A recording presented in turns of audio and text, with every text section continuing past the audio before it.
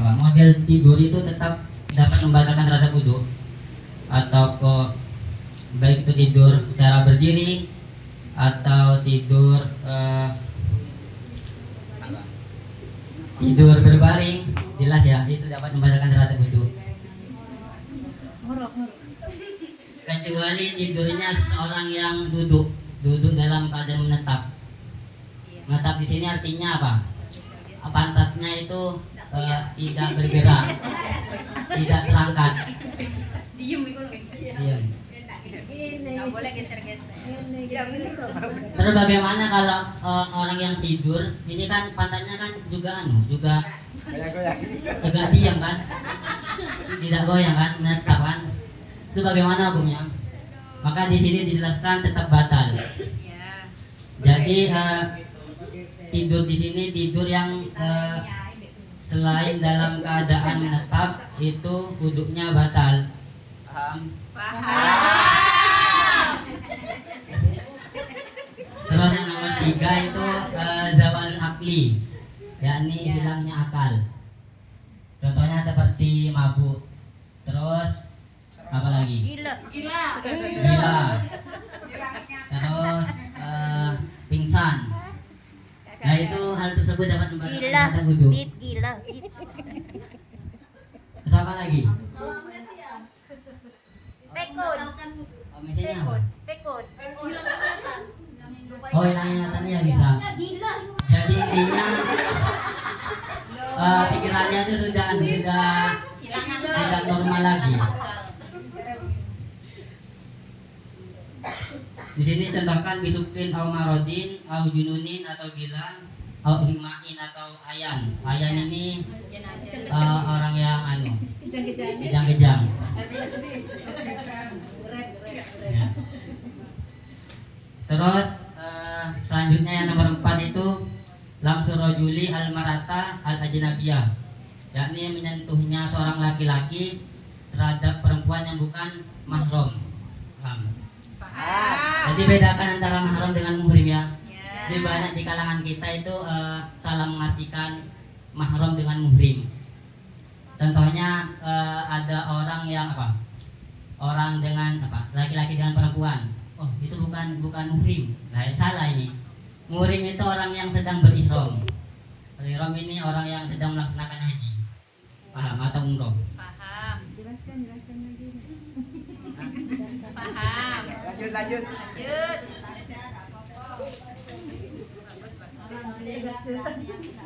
So, ada yang ditanyakan? Lanjut. Tanya jawab. Oh, ya. Apa itu mahram? Mahram ini man haruma nikahuha, yakni seseorang yang haram dinikahi. Jadi mahram itu ada 3, ada nasab, secara nasab, ada secara rodo. Rodo ini ibu susuhan gitu. Ada secara musyaharah. Musyaharah di sini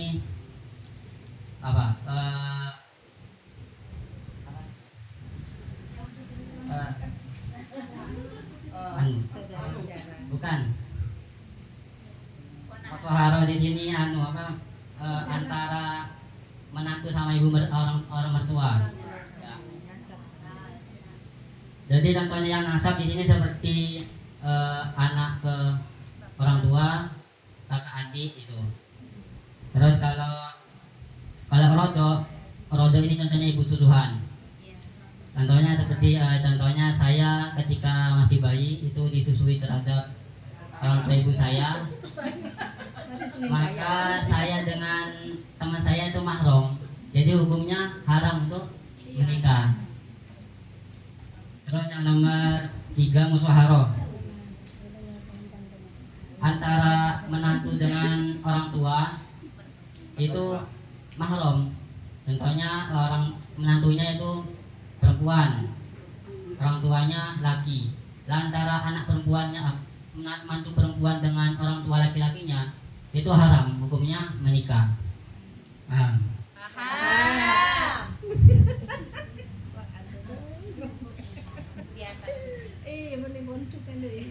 Dan di sini menyentuhnya laki-laki kepada perempuan itu balagha hadis syahwati, biasanya sudah sampai batasan syahwat.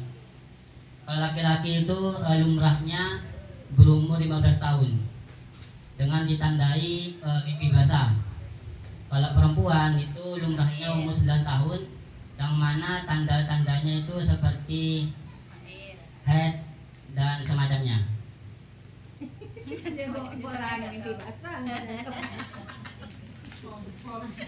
Min ghairi hailin, yang mana menyentuhnya itu tanpa ada penghalang.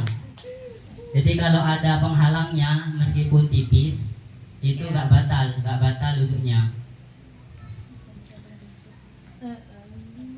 Terus yang nomor 5 itu masuk fardil adami bibatinil kafi. Dan ini menyentuhnya farji anak Adam dengan telapak tangan. Jadi kalau menyentuh farji dengan telapak tangan maka hukum wudhunya batal. Jadi batasan telapak tangan itu di sini. Jadi kalau menyentuhnya itu sini gini maka wudhunya gak batal. Ini minafsihi au ghairihi, baik menyentuh kemaluannya sendiri atau menyentuh kemaluannya orang lain. Jadi kalau menyentuh kemaluannya orang lain itu juga batal hukumnya.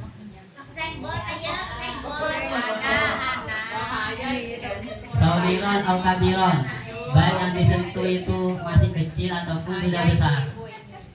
Jadi kalau menyentuh kemaluannya, contohnya menyentuh kemaluannya anak bayi yang bukan mahram, itu batal hukumnya.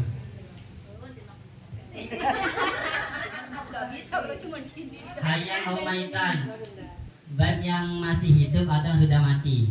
Contohnya menyentuh kulitnya mayit, itu batal juga hukumnya. Yang hidup apa yang mati yang batal? Sama aja. Ya, yang hidup jelas, karena yang mati ini sudah tidak terkenal, sudah tidak terikat dengan hukum Islam. Yang mati sama yang mati tidak mungkin. Saya. Yang matinya sama yang mati gerayang-gerayang. Dan menyentuh hal qadiduburihi, bunderan pantat itu dalamnya itu anus. Dia kalau menyentuh itu batal untuknya. Kalau menyentuh pantat gimana? Maka nggak batal, karena yang batal itu ketika menyentuh anus. Dan pendapat ini pendapat yang membatalkan ketika menyentuh anus itu menurut kaul jadid. Jadi ada kaul jadid, ada kaul qadim. Apa kaul jadid? Nah, kaul jadid ini pendapat insyaallah ya, pendapat Imam Syafi'i di pendapat yang baru. Kalau kaul qadim itu pendapatnya Imam Syafi'i yang lama.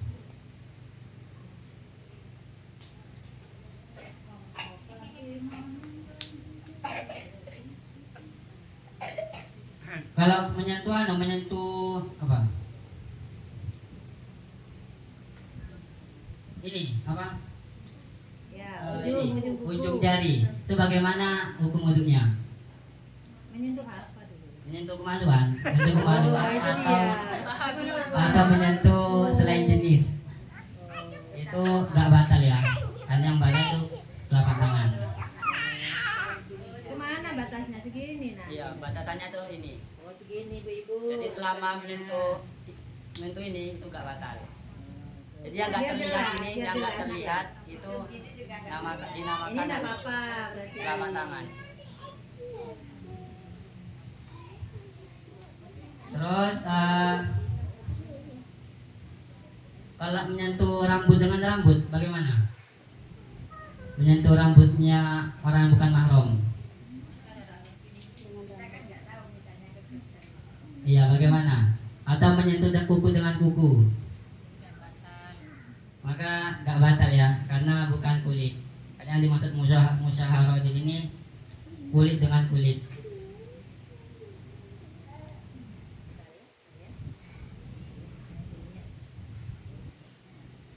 Ya, jadi sekian ya dari saya.